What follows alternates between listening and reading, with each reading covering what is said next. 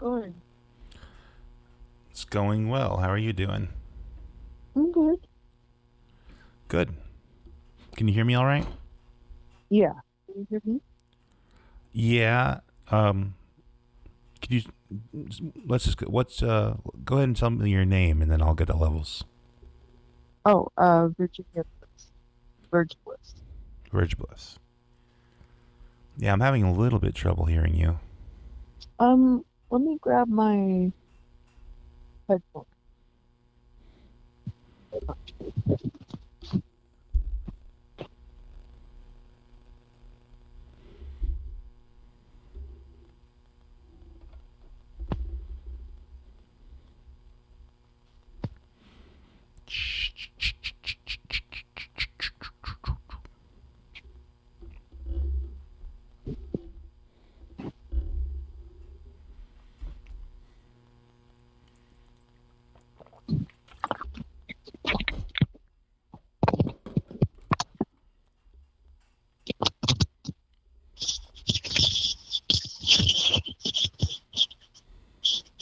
Okay. Oh, that's a little better. Yeah, I put my headset mic on. Cool. Yeah. So How have you been? It's I good to hear from you. it's good to hear from you too. I'm doing good. I'm living out in Greenville, North Carolina these days. And Cool. just doing things, staying busy, doing projects, that kind of stuff. Oh, good. What are you? Cool. Where are you, and what have you been doing? Um, well, I'm out in LA. It's been a really hectic 2 years. Um, and I lost my mental fortitude. Uh, Yeah, I went completely out of my mind and I was having all these delusions. And I ended up living in my car for like 9 months, but my friend recently took me in. Um, and he's in a situation where like it's not a burden to him to have me here. Um, that's good. yeah, but it's been a really interesting time. Um, I would sleep up on Angeles Crest, which is they call it the two. Um, so like the one is Pacific Coast Highway, and that's along the coast, and then the two goes up like into the Angeles Forest, and it goes like up to Palmdale, and then it did go out to the Inland Empire, but a lot of times they'll close roads like that because it's very difficult to keep them open with mudslides and stuff like that, you know. Mm-hmm. Um, and just like infrastructure, you know, they'd rather use the infrastructure for roads that are in town. I got you. Yeah. So, first of all, do you mind me? I'm recording this, so I don't want to include anything that you feel shouldn't be included. I don't mind you recording it at all. And I I feel like it's okay to talk about it, you know. All right. Yeah. Um, well, that's certainly interesting. I had an experience like that in my early 20s. Um, do you feel like was it mostly a burden to you, or do you feel like you've learned something from it, or how do you think about it? Yeah, I feel like I learned a lot. Um, and I'm still coming out of it, but I'm surrounded by really supportive people. Mm-hmm. Um, it did teach me how to navigate social situations when I couldn't make the voices in my head be quiet, Mm, you know, right. like having to just like grit my teeth and get through it, but not grit my teeth, you know, give people like warm and genuine energy and smile at them. and feeling like I would be okay if I did that, and that I needed to connect to people and continue to be sweet and kind and loving to people, even if um, voices in my head were telling me that I shouldn't do that. Hmm. Are you comfortable talking about like the details of that experience, or would that be too traumatizing? Um, yeah, I mean, I can talk about parts of it for sure. Um, Um, okay. yeah, I mean, like, if I hit a wall, I'll let you know. But yeah, I mean, like last night, I played a show at Handbag Factory, and I think maybe you remember that, like in 2019, when I had moved out here. Well, I moved out before, but I had met somebody and we got married in 2019 and we did a noise fest for the wedding. I remember that. And they had the it was basically my wedding invitation. It was the flyer from that fest and the full lineup on it. Mm. And I hadn't actually looked at it in like years. Yeah. Um, and I'm not with that person anymore. And so like I uh I ugly cried for like 15 minutes and I just went out in the hallway and I was just like sobbing my eyes out, you know, Mm.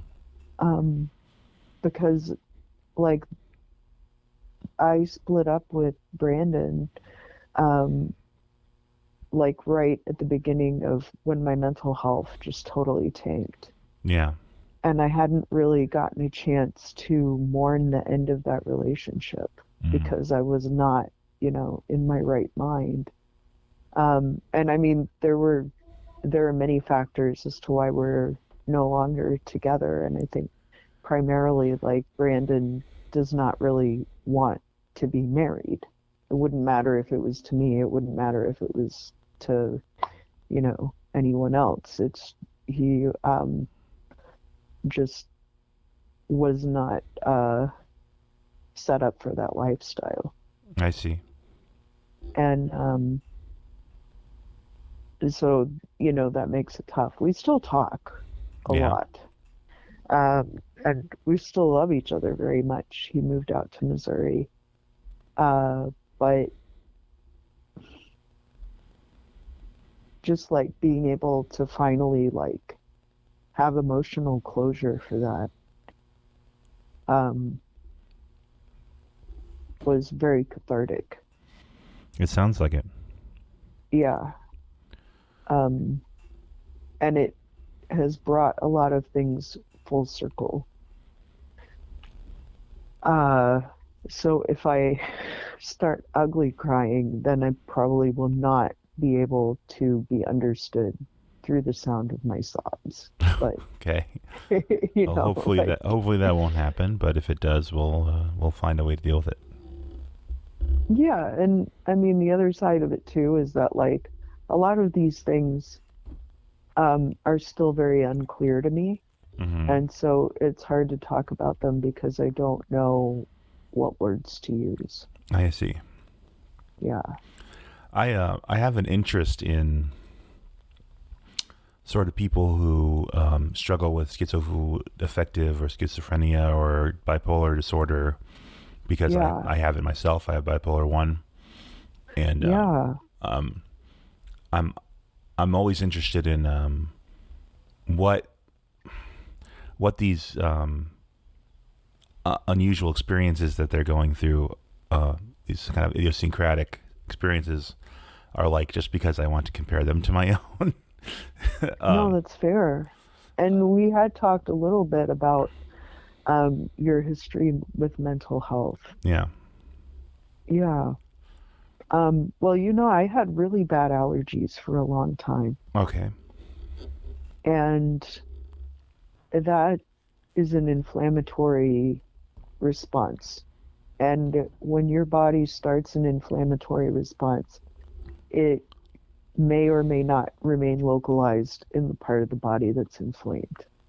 Okay, I'm hearing that. Um, Additionally, that like it got to the point where I was doing like crazy stuff, like drive to Asheville from Atlanta on a Tuesday night, Yeah. which is a 4.5 hour drive, Uh-huh. play that show, and then drive back to Atlanta and shower and go to work Right. and not sleep. So I was robbing my body of Yeah. sleep. That last one in particular, the sleep is a big deal. Yeah.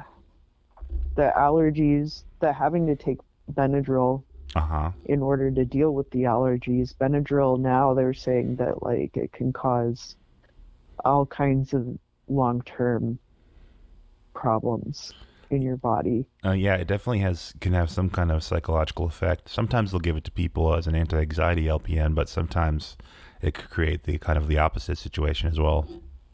Yeah. I mean, like when I would take it, it would really mess me up, you know? Mm-hmm. Like it makes you really groggy and out of it and Yeah. loopy. Um, so there were a couple of instances where I had gone to like higher altitudes. Okay. Like I don't know. I I mean like, Florida is about sea level. Right. It's Um, pretty far down there. yeah, most of the East Coast where I was traveling and hanging out is like pretty close to sea level. Los Angeles itself, when I go up onto Angeles Crest, there are spots there where it hits like an elevation of 3,000 feet. Okay, so it gets Um, pretty tall. well, Flagstaff, I didn't realize this. Flagstaff is at like 4 or 5,000 feet above sea level. That's interesting. Yeah, and then I took a trip out to Mesa Verde Mm-hmm. in October around the time of the eclipse, Yeah. and I was totally out of my mind. Um, And was it for the eclipse that you were going out there? yeah, well, because I hadn't been out there, and I wanted to see the cliff dwellings. Oh, of course, yeah. Yeah, and I was getting delusions like God telling me that if I was there for the eclipse, he was gonna pull me out of my body. So like I drove back to LA because I was like, well, I guess I can't see the eclipse then, like my Oh. parents are gonna be sad if they can't find my body, you know. Yeah. Like, yeah. And just like having all of this like weird messaging and information like beamed into my brain constantly, Mm-hmm. basically. Yeah. But the high altitude I started looking into, well, I know that altitude sickness is a thing, right? Mm-hmm. And I know that some people do experience delusions at high altitude Okay. specifically. When I looked into it, they were like, "Oh yeah, that's your brain being inflamed."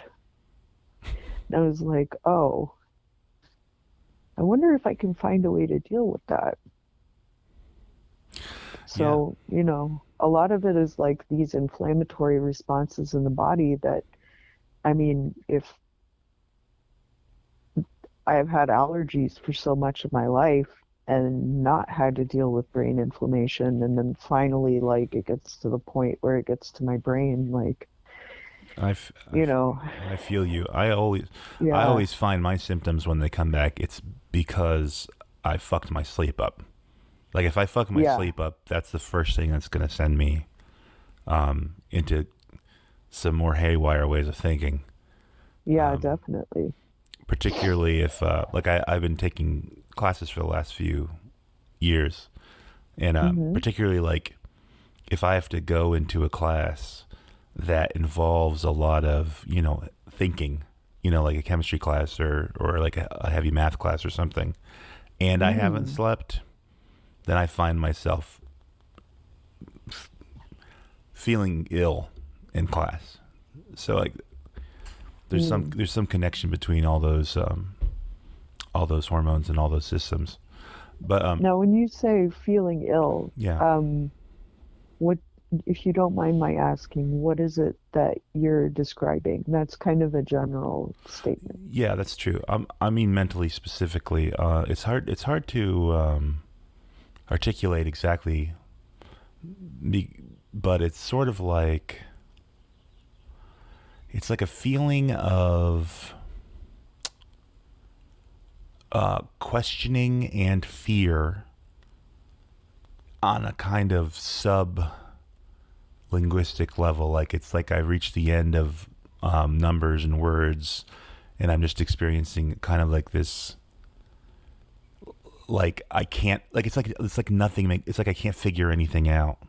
I don't know how else to Mm, describe it, but it becomes like an emotional thing to where I just feel like mm, that about all of reality instead of just like this, the local like experience of being confused by a problem or something like that becomes very general, and then it turns yeah. into all of reality makes no sense to me. And so, Okay. yeah, I don't know if I am, that sounds like a great description, and I think I know what you're talking about. But yeah, there would be no way to know for sure unless we were yeah. going through the exact same thing at the same time, Yeah, you know? because Yeah. it's an existential thing, and I would say it's an emotional thing too. But calling it emotion is kind of an inexact way to describe it, I would say. But that's the closest thing to what it is. Well, the emotional mind is kind of like the brain that comes up with all these things. Yeah. The rational mind, you're not using that. Mm-hmm. Yeah. That's the part of your brain that's like, okay, you um, take off your clothes and turn on the water and get in the shower and brush your teeth. Right. Like Yeah.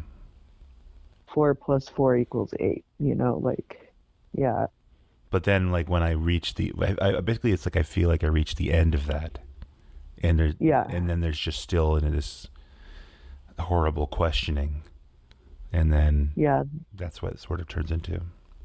that makes sense. Um, so, uh, what have you been working on anything artistically lately? Yes. So, I've been spending a lot of time with Joni Million and John Smith, who are Strawberry Money, and we recorded an album together that's called Most Ancient Memory, and it's like up on all the streaming services and stuff now. And they'll go down to Hollywood Walk of Fame and busk, and a lot of times I'll go with them. And then uh, my friend who has taken me in is named Andy, and we're going to be doing a project called My Boyfriend is Out of Town, and that's going to be like noisier, more beat driven stuff. Mm-hmm. Um, he has a DFAM, a mother 32, like a grandmother. He plays bass, amazing bass player. Um, and so he had come in to play bass with Strawberry Money, and that was how we met. I see. And so I've been making a lot of music with a lot of different people. And I mentioned seeing my the flyer on the wall. I played at Handbag Factory last night with John Smith from Strawberry Money. It was like a John Smith is Cursed and then Verge Bliss set. Nice. Yeah. And I've been playing Scythe Yeah. mostly. Cool. Yeah. Yeah. What do you perform with when you busk? Um, so they bring jackeries to plug all the equipment. So Joni can have her full pedal board. I mean, she usually doesn't bring like quote unquote the full pedal board, but I run a scythe like into the Empress Zoya, which is it's a grid of buttons and you program the different patches and it's got like MIDI capability, so you can have like MIDI in um and I have like a MIDI converter box that I use with the scythe so that it'll pick up like note and velocity, and I get a lot of really interesting output from that because the scythe doesn't play notes really, you know. Um, so it's whatever the MIDI box spits out into the Zoya. Some of them are tone generator patches, and so it'll spit out different notes. Um, and you can have like delays that are set up to receive MIDI information about um, how long you want the delay to be and stuff like that too. Hmm. So I've been playing around a lot with that. Neat. Thanks, yeah. Um, and then just some other stuff like a wah pedal, a looper, and a bass synth pedal, which just kind of folds up the sound of the side. Okay, so I'm going to ask some more general questions. Um, Okay. why, how old were you when you started playing music? Oh gosh. I mean, like when I was 6, I was in the church choir, and my dad played guitar while I was growing up. And so I don't remember a time where I didn't make music. Like I would write little songs and um, I played recorder and uh, eventually was like in the high school band for a while. But as a child, I feel like they had more of these like weird instruments in the 80s and 90s. A lot of them like wind instruments, but it would be like a little chunk of plastic with a bunch of buttons on it, and you blow into it, and the buttons would be the notes. And so I had a lot of stuff like that growing up. Um, and we always had instruments around the house like banjos and auto harps and things like that. So I was always messing around with some kind of musical equipment. And do you have a memory of around the time you started, writing your own pieces? Yeah. So we got a camcorder, a video camera, like sometime in the mid 90s. And I was probably like around the age of 10, and we would hang out at my on my grandparents' farm, and it was like me and then my younger sister, and there's a cousin that is close in age to me. Um, and we would all kind of like be doing little skits and stuff on the camera. And so part of that became writing just little songs. And we would write these songs together and then like sing them until everybody got really sick of it. And about how old are you when that was happening? That was probably like around the age of like 8 to 10. Oh.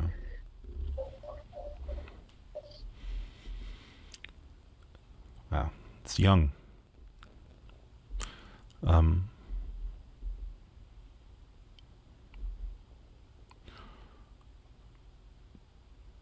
where did you grow up? I grew up mostly in Atlanta.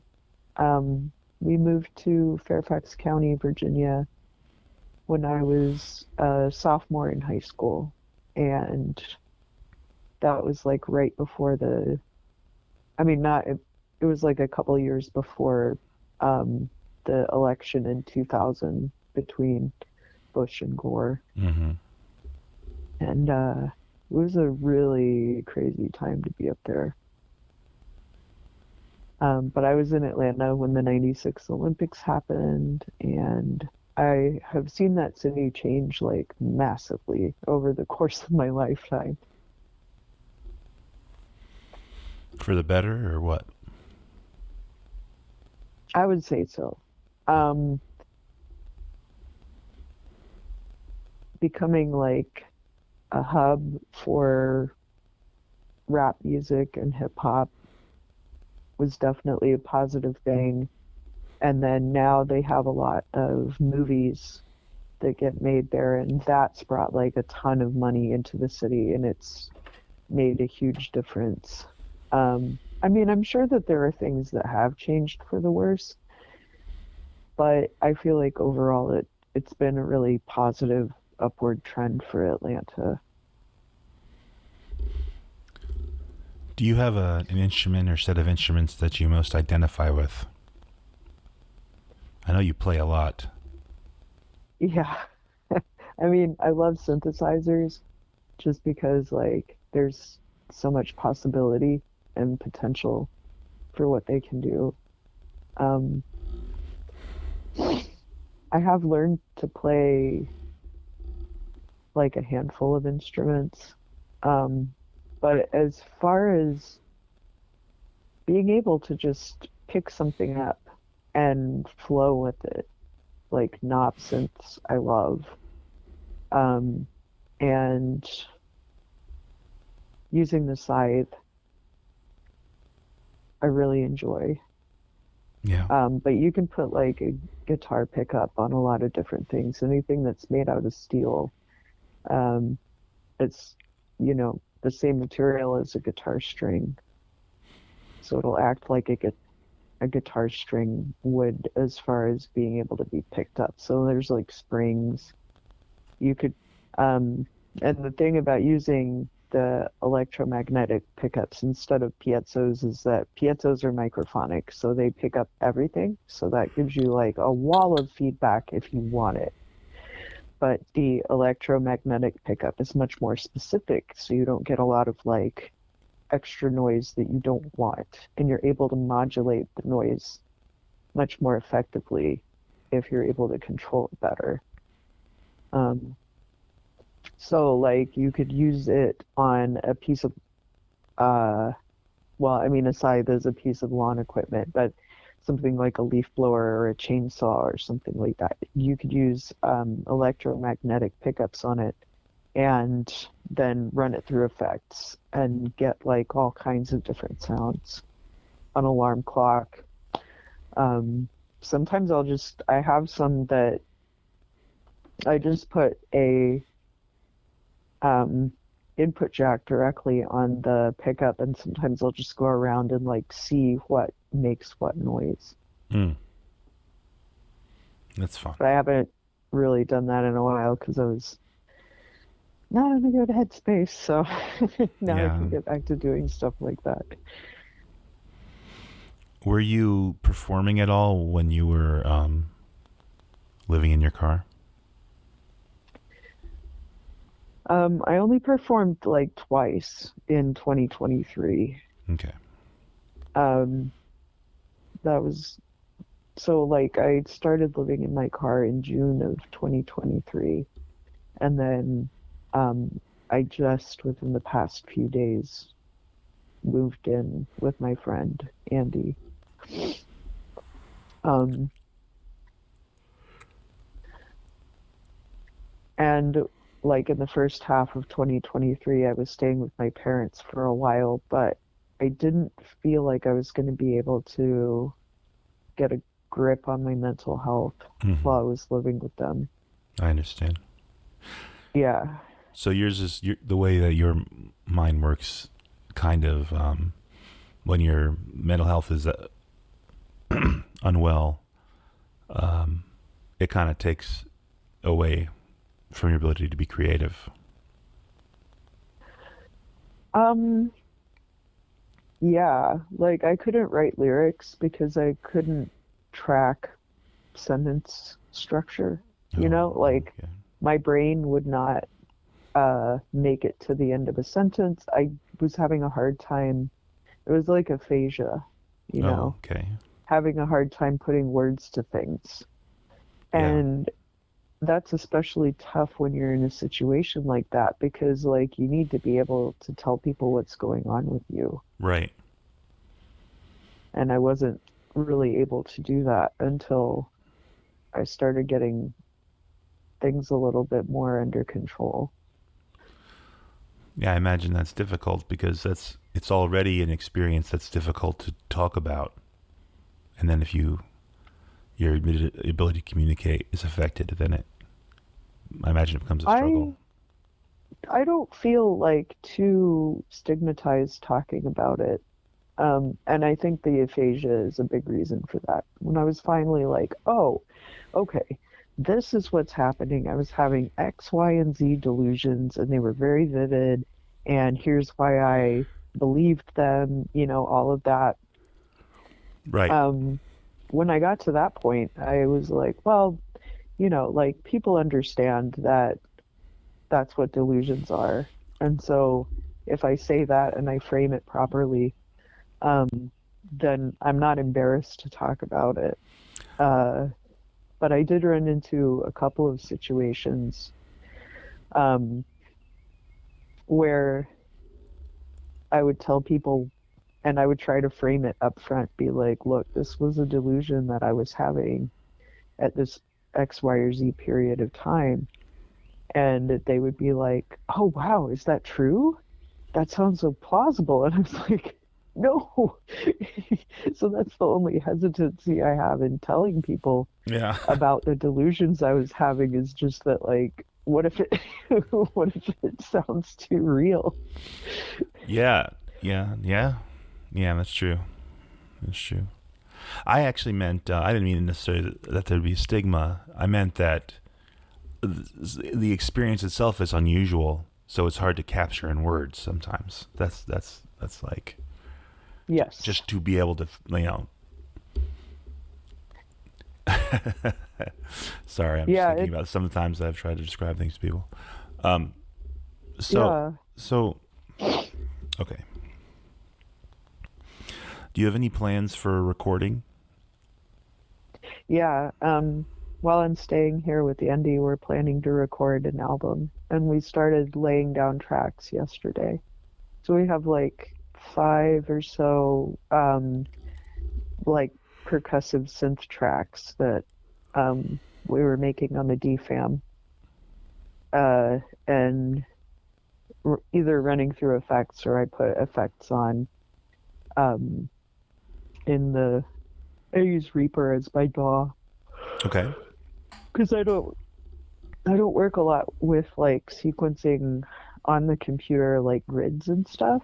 Uh, It's not that I don't know how to do that, but when you do that, it sounds a specific way that I think is too clean and too polished, and it kind of takes the soul out of a lot of stuff, and then everything just sounds like overproduced, like mhm. so much else that's out there right now, you know? I can hear you. What I dislike about a lot of modern production is that, like, when I use an instrument, I try to use it according to the purpose that's unique to it. So, like, Yeah. so if I'm going to use the computer, for instance, then I want it to sound very much like it's not a human being because it's a Mm. computer making it. Mm, mm-hmm.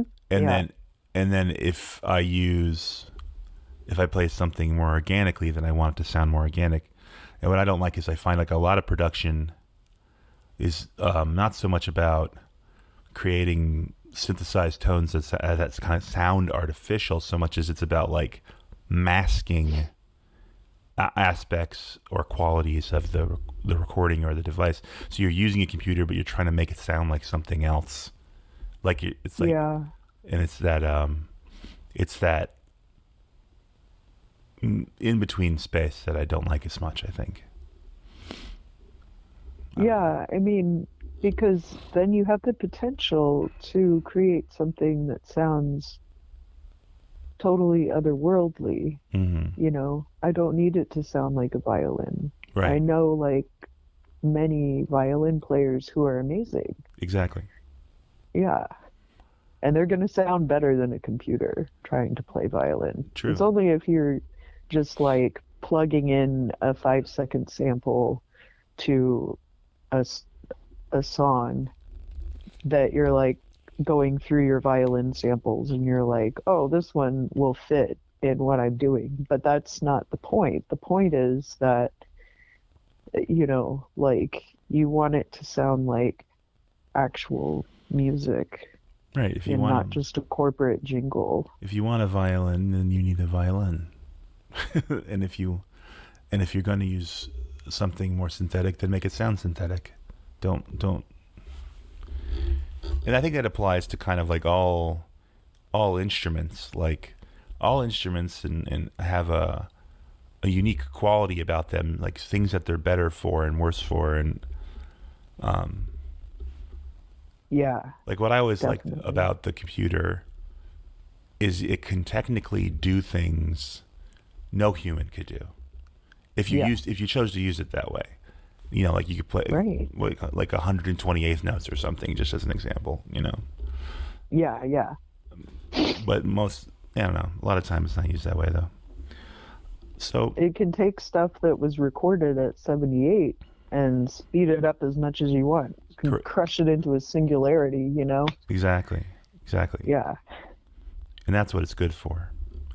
yeah, definitely.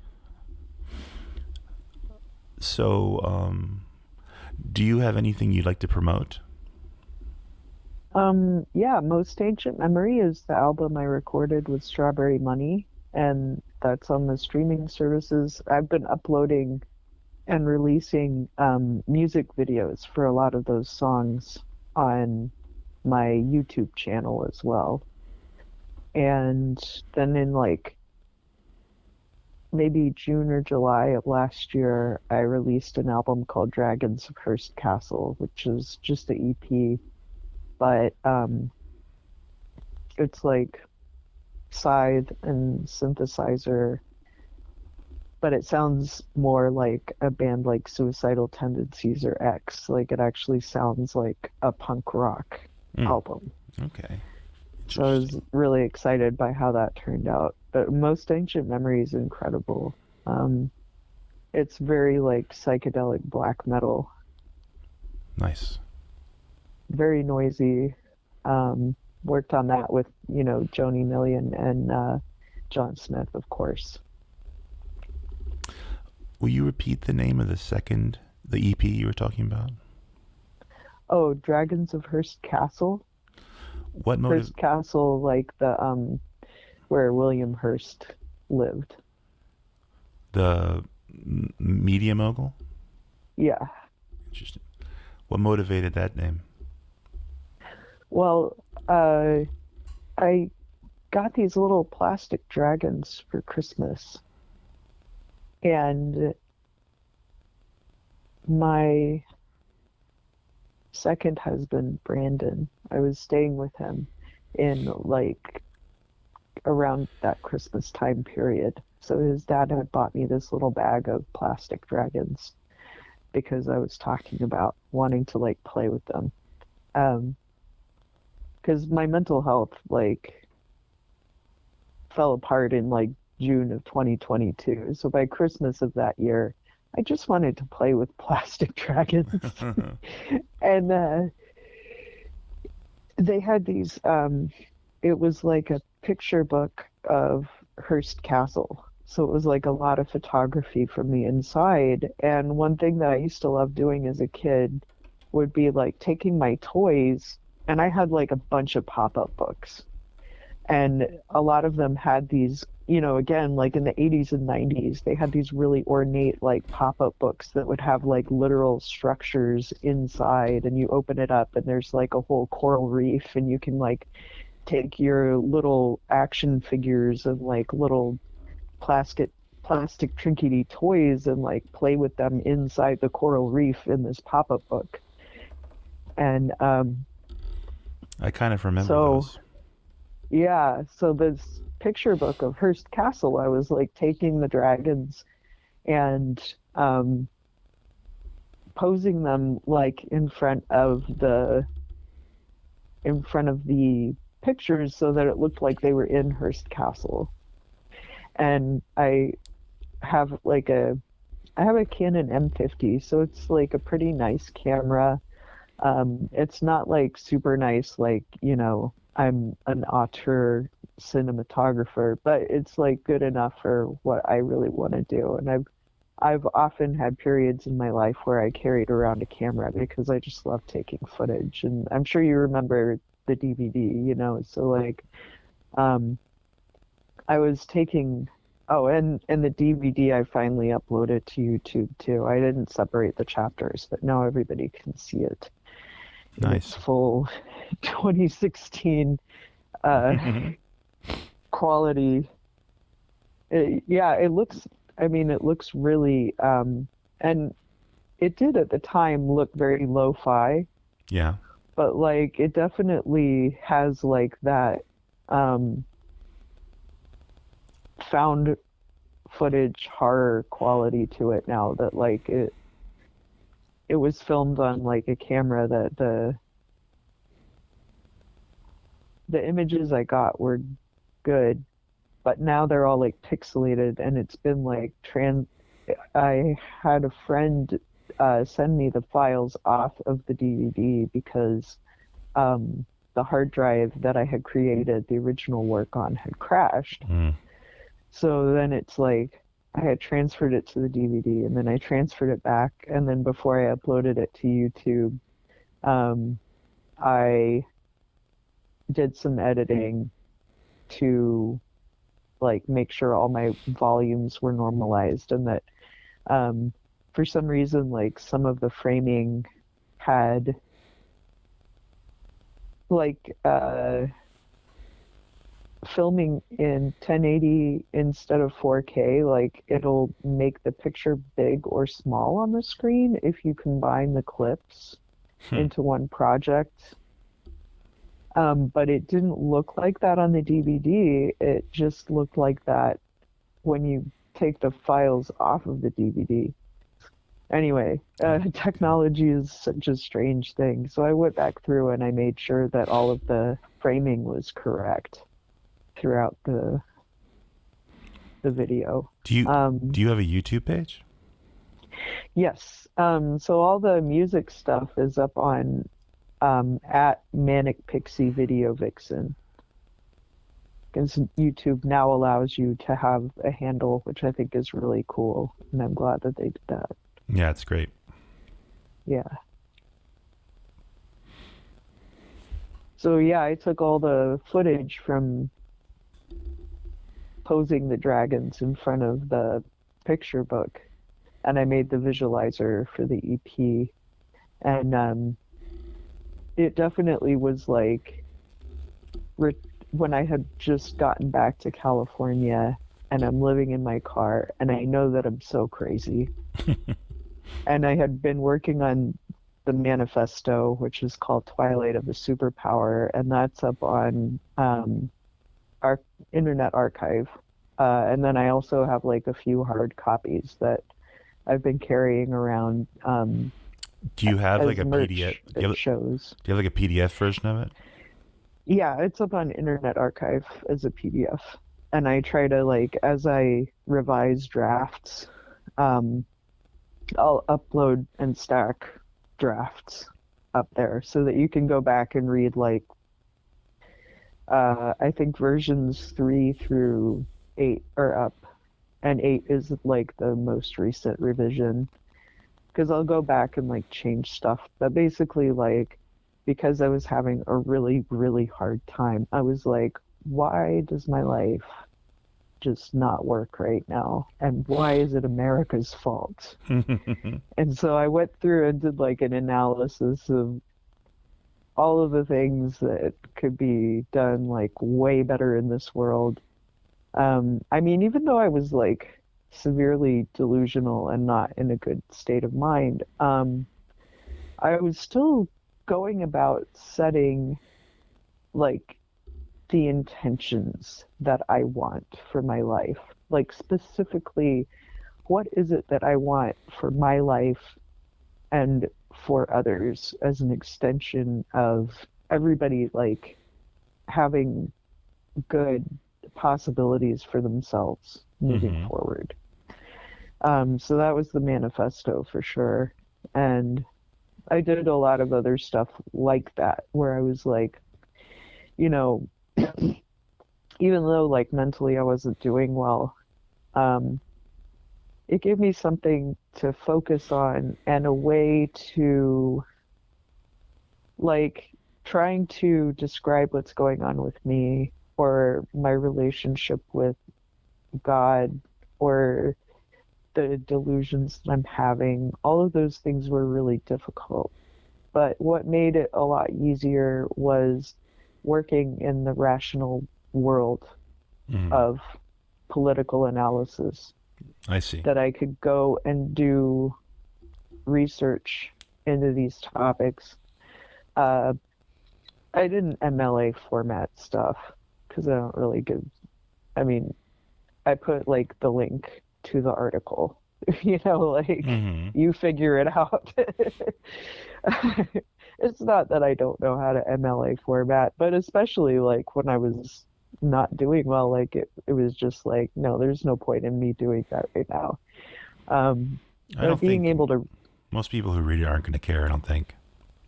yeah, I mean, probably not. Anybody who reads it and gets to the end and is like, you didn't MLA format your bibliography is obviously not as interested in what I had to say.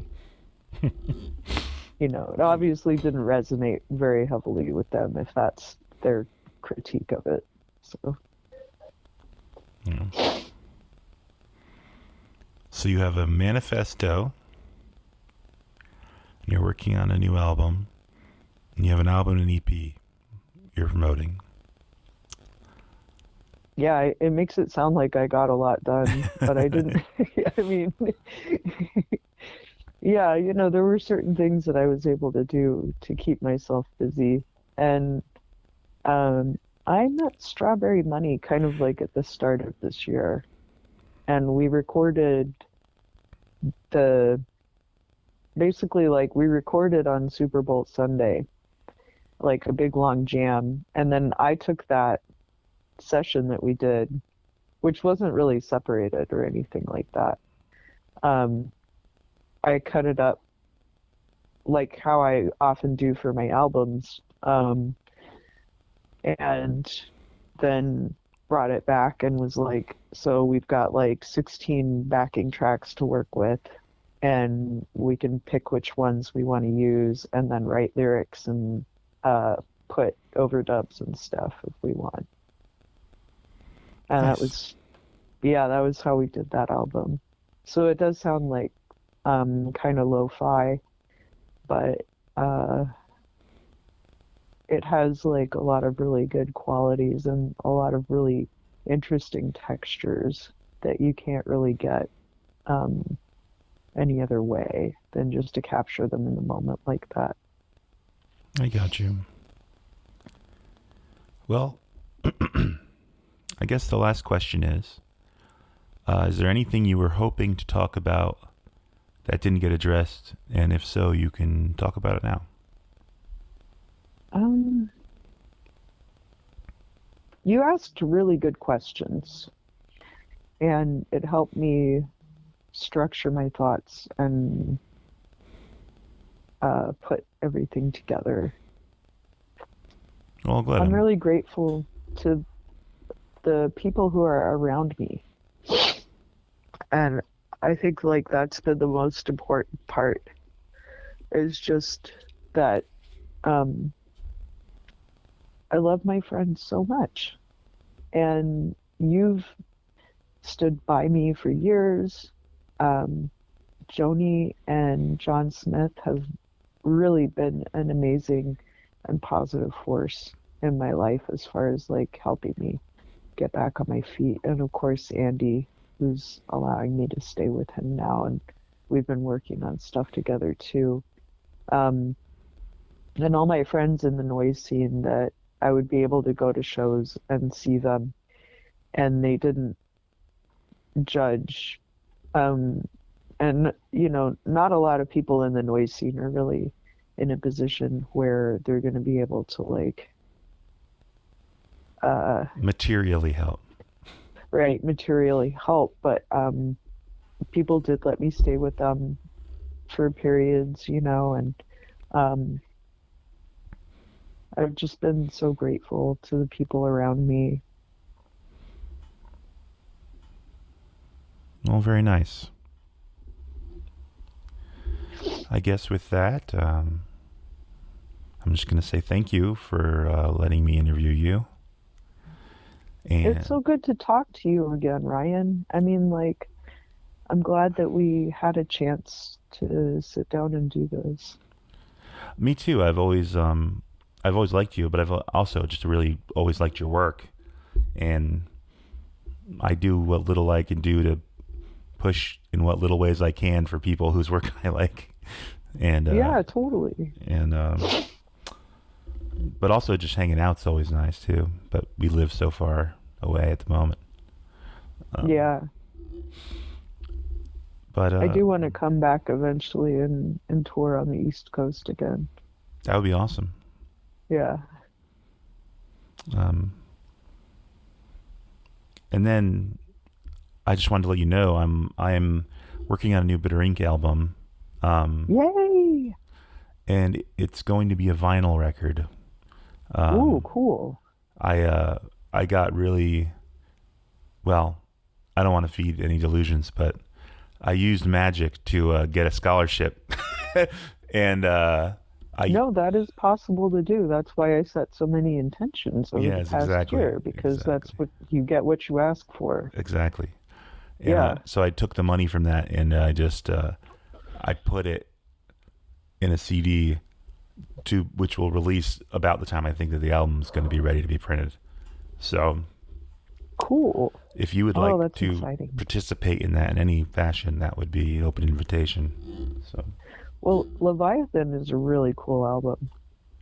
I like that one a lot. So I'm excited to see what you're doing with the new one. And the best way to I like to see the process of the album a lot. Like, I'm a huge Pink Floyd fan. mm-hmm. And there's a lot of documentation of the way that they worked in, like, Live at Pompeii, basically being the lead up to Dark Side of the Moon. So being able to, like, work on material with the person, you get to see that process, and I really love that. Yeah, I enjoyed the last time a lot. I Yeah. felt like your vocals and your scythe in particular added a tremendous amount, especially your vocals to the first and last tracks I make are indispensable. But Oh, thank you. but I your forgot that I sent you stuff that was from the side. oh yeah, it's in a few different tracks. The place it's most prominent Yes. is in the second song, leading into the kind of climactic part of the song. It gets louder and louder and louder, and then is at full volume during the most intense Yay. parts. And it was really That's great. cool. Oh, I'm so glad that I got to be a part of that.